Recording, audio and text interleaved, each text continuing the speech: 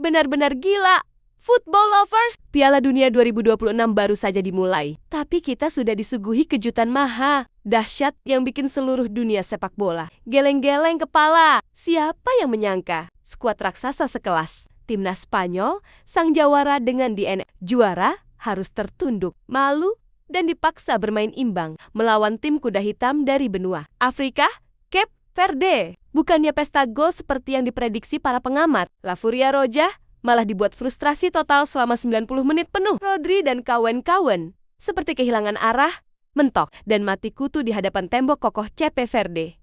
Kok bisa? Ada apa dengan racikan Luis de la Fuente? Kenapa wonderkid kesayangan kita, Lamine Yamal, malah diparkir di bangku cadangan? Halo Sobat ML Sport, kembali lagi bersama kami, channel yang selalu membongkar tuntas rahasia di balik lapangan hijau Piala Dunia 2026 yang digelar di Amerika Utara ini. Ternyata tidak ramah untuk La Furia Roja di laga perdana fase grup. Spanyol asuhan Luis de la Fuente harus menelan pil pahit. Mereka gagal menang dan ditahan imbang oleh Cape Verde. Hasil ini bukan cuma soal skor akhir, teman-teman. Ini adalah soal bagaimana sebuah tim bertabur bintang gagal menembus tim yang di atas kertas, jauh di bawah mereka. Di video kali ini, AML Sport akan membongkar tuntas 4 penyebab utama kenapa timnas Spanyol gagal menang dan tampil mengecewakan. Apakah ini murni kesialan? Atau ada arogansi di balik kegagalan ini? Tonton videonya sampai habis, karena analisis nomor 4 pasti bikin kalian kaget. Tapi, sebelum itu, jangan lupa klik tombol subscribe, nyalakan lonceng notifikasinya, dan berikan like kalian untuk terus mendukung update Piala Dunia 2026 paling tajam hanya di AML Sport.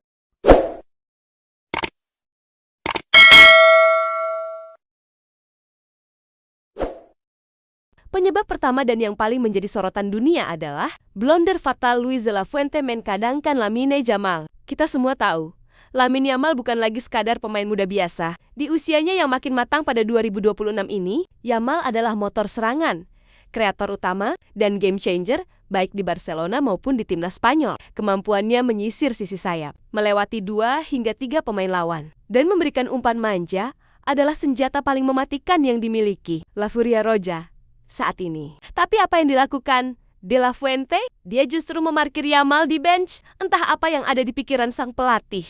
Apakah dia berniat mengistirahatkan Yamal untuk laga selanjutnya? Ataukah dia merasa Cape Verde bisa dikalahkan dengan skuad lapis 2? Keputusan arogan ini harus dibayar mahal. Tanpa Lamine Yamal sejak menit awal, daya gedor sayap kanan Spanyol mati total. Ferran Torres atau pemain lain yang dipasang di posisi itu terlihat kebingungan mencari celah. Aliran bola Spanyol menjadi sangat predictable alias mudah ditebak. Spanyol cuma muter-muter bola di tengah, main possession tapi minim penetrasi. Ketika Yamal akhirnya dimasukkan di babak kedua saat Spanyol sudah panik, semuanya sudah terlambat. Pemain Cape Verde sudah keburu menemukan ritme bertahan yang sangat rapat.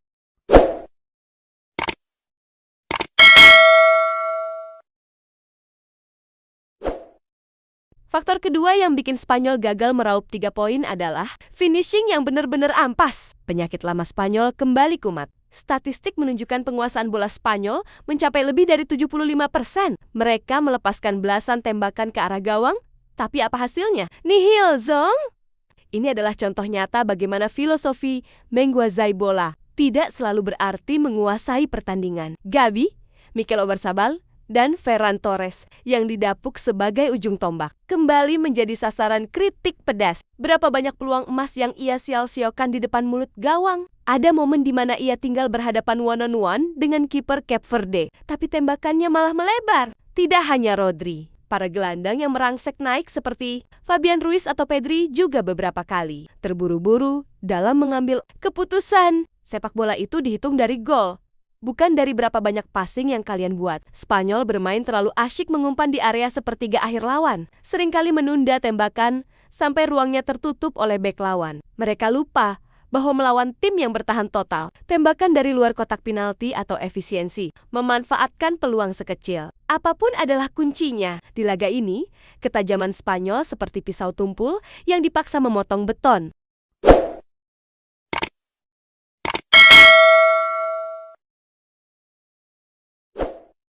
kita tidak bisa hanya menyalahkan Spanyol, karena kita harus memberikan standing ovation untuk faktor ketiga. Taktik low block heroik dari Cape Verde. Respek besar untuk wakil Afrika ini. Mereka sadar betul, kualitas individu mereka jauh di bawah pemain-pemain Spanyol yang merumput di elit Eropa. Jadi, apa yang mereka lakukan? Mereka tidak bermain naif. Sang pelatih Cape Verde menerapkan strategi low block ekstrem, atau yang sering kita sebut dengan taktik parkir bus tingkat 3. Sejak peluit pertama dibunyikan, Cape Verde menumpuk 9 hingga 10 pemain di sepertiga akhir lapangan mereka sendiri. Mereka menerapkan sistem pertahanan berlapis dengan kedisiplinan tingkat dewa. Jarak antar lini sangat rapat, membuat gelandang kreatif Spanyol kehabisan napas dan kehabisan ide. Hebatnya lagi, Cape Verde bukan sekadar bertahan pasif, mereka bertahan dengan agresivitas dan fisik yang prima. Setiap kali pemain Spanyol memegang bola di dekat kotak penalti, 2-3 pemain Cape Verde langsung melakukan pressing ganda. Belum lagi penampilan kiper mereka yang di laga ini kesurupan roh, Gianluigi Buffon di masa prime. Sang kiper jatuh bangun melakukan penyelamatan krusial yang bikin Spanyol makin frustrasi. Taktik bertahan yang heroik ini benar-benar layak mendapatkan 1 poin emas di Piala Dunia.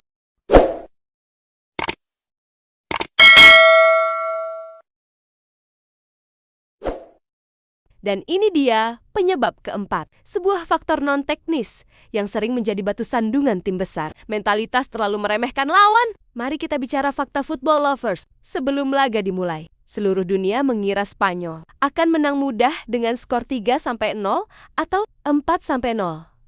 Sayangnya, sepertinya para pemain Spanyol juga berpikiran hal yang sama. Dari body language, mereka di awal pertandingan terlihat jelas bahwa skuad La Furia Roja masuk ke lapangan dengan rasa overconfidence yang berlebihan. Mereka bermain dengan tempo lambat di babak pertama, seakan-akan gol akan datang dengan sendirinya tanpa perlu usaha keras. Mereka menganggap Cape Verde hanyalah tim pemanasan sebelum menghadapi lawan berat di fase grup. Sikap meremehkan ini membuat Spanyol lengah ketika Cape Verde menunjukkan perlawanan yang luar biasa alot. Spanyol mengalami shock terapi. Transisi mental dari santai menjadi panik itu tidak mudah. Ketika mereka sadar bahwa waktu terus berjalan menuju menit ke-80 dan papan skor masih imbang, kepanikan melanda. Umpan-umpan menjadi tidak akurat. Pemain mulai emosi dan skema permainan berantakan. Ini adalah pelajaran mahal di Piala Dunia. Tidak ada lawan yang mudah di panggung sebesar ini. Siapa yang lengah, dia yang akan berdarah.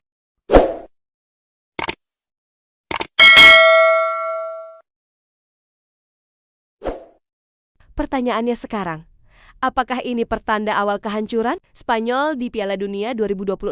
Secara hitung-hitungan, peluang Spanyol untuk lolos dari fase grup tentu masih terbuka sangat lebar. Masih ada sisa 2 pertandingan penentuan. Namun, hasil imbang melawan Cape Verde adalah sebuah alarm tanda bahaya yang berbunyi sangat keras. Untuk Luis de la Fuente, jika sang entrenador tidak segera melakukan evaluasi mulai dari kembali memasang Lamine Yamal sebagai starter, memperbaiki efektivitas finishing lini depan, hingga meriset mentalitas skuadnya, jangan kaget jika La Furia Roja akan pulang lebih awal dari Amerika Utara. Tim-tim lawan sekarang sudah punya cetak biru atau blueprint cara menghentikan Spanyol. Bertahannya rapat dan tunggu mereka frustrasi sendiri. Spanyol harus segera bangun dari mimpi buruk ini. Laga selanjutnya akan menjadi laga hidup mati pembuktian mentalitas juara mereka yang sebenarnya. Nah, itu dia analisis tajam dari AML Sport mengenai kegagalan timnas Spanyol meraih kemenangan melawan Cape Verde. Menurut kalian, siapa yang paling pantas disalahkan atas hasil imbang ini? Coba tulis opini gila kalian di kolom komentar di bawah. Mari